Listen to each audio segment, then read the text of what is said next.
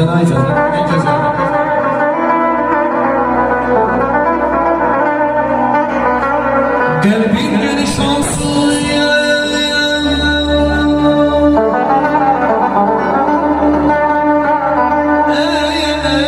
Qəlbin geniş olsun anda da varım. Bu dünya durdukça sob eylər Allah, Allah.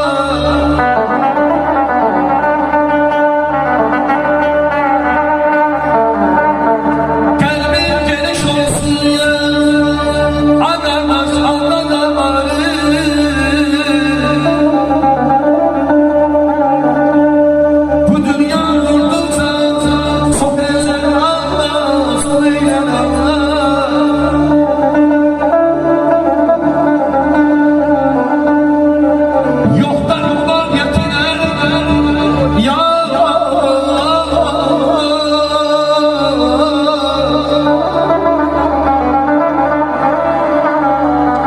Yoktan var yetiren heyran yalansa var bir anda yok eden Allah.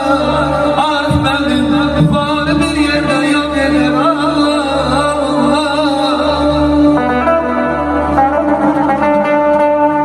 Vallahi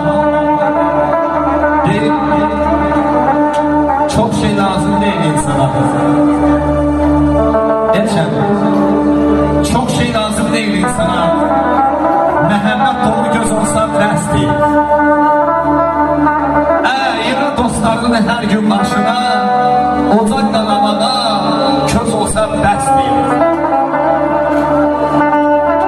Əminəm, dayılar, deyirəm, həyatda şor yesən, ya etsən bağlı.